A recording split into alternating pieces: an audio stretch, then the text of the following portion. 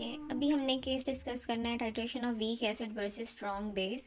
उसके लिए आपने ये अंडरस्टैंड करना है कि we are taking sodium hydroxide in the burette and acetic acid is taken in the conical flask.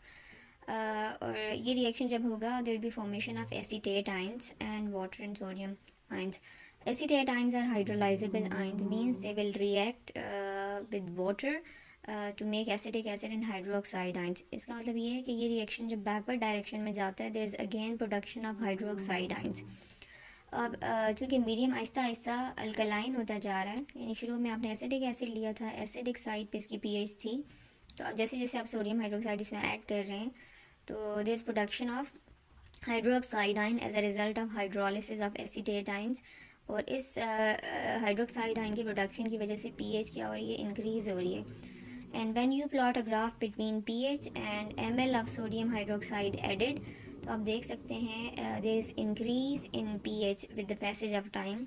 जैसे जैसे आप सोडियम हाइड्रोक्साइड ऐड कर रहे हैं, there is formation of acetate ions. ये एसीटेट आयन हाइड्रोलाइज होकर फिर से बना रहे हैं हाइड्रोक्साइड आयंस, जिससे पीएच राइज कर रही है। Now what is this point, ये जो पॉइंट आपको नज़र आ रहा है, this is the Midway point जहाँ पे पी के ए और पी एच जो है they become equal to each other.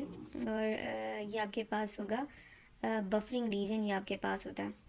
अब यहाँ पे आप देखें, this is equivalence point eight which the concentration of sodium hydroxide ion hydrogen ion becomes equal, और एकदम से इसके बाद पीएच चेंज हो जाती है। आप इसको देख सकते हैं, इट इज़ अबव 10, यानी आपके पास ये एकदम से एसिडिक साइड से चली गई ये बेसिक साइड पे, क्योंकि आप इक्विवेलेंस पॉइंट के बाद एक ड्रॉप भी जब सोडियम हाइड्रोक्साइड का डालेंगे, now there is more concentration of hydroxide ions as compare to hydrogen ions, तो आपके पास ये बेसिक मीडियम हो जाता है। और ये जो स्टीप पोर्शन है ये आपको एंड पॉइंट को लोकेट कर रहा होता है।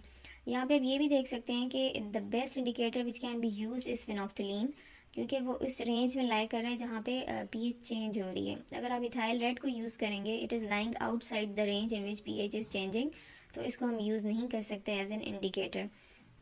ये आपका ये प्री इक्विवेलेंस पॉइंट आ जाता है। और प्री इक्विवेलेंस पॉइंट, अब बियॉन्ड द इक्विवेलेंस पॉइंट जब आप थोड़ा सा भी बेस ऐड करते हैं, ये बेस क्या करती है, this will suppress the ionisation of acetate ions. Ionisation of acetate ions will be suppressed, और इसकी वजह से रिएक्शन अब बैकवर्ड में नहीं जा सकेगा। और अब आपके पास सोली डिटर्मिनेशन जो होगी पीएच की, that is due to the addition of hydroxide which is added from the burette.